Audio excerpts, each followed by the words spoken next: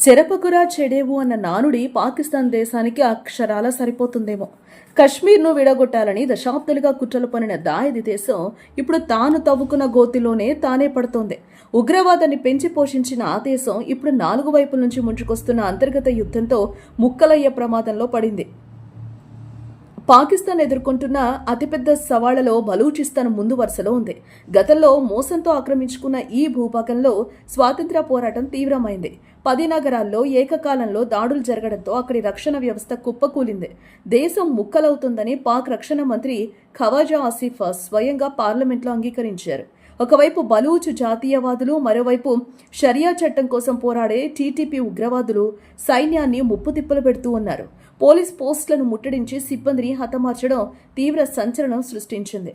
మరోవైపు ఖైబర్ పఖ్తూన్ఖ్వా ప్రాంతంలో ఉగ్రవాదులు వజీరిస్తాన్, బన్నూ జిల్లాల్లో సమాంతర ప్రభుత్వాన్ని నడుపుతూ ఉన్నారు. నిత్యం జరిగే పేలుళ్లతో ఈ ప్రాంతం రక్తసిక్తమవుతోంది.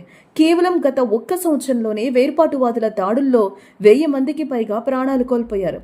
ఆధునిక కమర్షియల్ డ్రోన్లు, క్వాడ్ కాప్టర్లను వాడుతున్న ఉగ్రవాదులు ఆకాశం నుంచి పాక్ ఆర్మీ స్థావరాలపై బాంబుల వర్షం కురిపిస్తూ ఉన్నారు. భద్రతా పరిస్థితులు పూర్తిగా క్షీణించడంతో అమెరికా తన రాయబార కార్యాలయాన్ని సైతం మూసివేసింది. ఇక మూడో ముప్పుగా పాక్ ఆక్రమిత కశ్మీర్ మారుతోంది.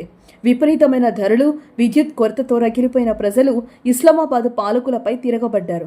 భారత్లో జరుగుతున్న అభివృద్ధిని చూస్తున్న పీఓకే ప్రజలు తమను కేవలం వలస ప్రాంతంగా వాడుకుంటున్నారని ఆగ్రహం వ్యక్తం చేస్తూ ఉన్నారు. నిరసనలు అణచివేయడానికి వేలాది మంది అదనపు బలగాలను పంపిన జనం వెనక్కి తగ్గడం లేదు. ఇంటర్నెట్ బంద్ చేసి అణచివేత చర్యలకు పాల్పడుతున్న ప్రజల తిరుగుబాటు ఆగడం లేదు. 4వ సవాల్గా తాలిబాన్ల రూపంలో పాక్ పెద్ద ముప్పు వచ్చింది.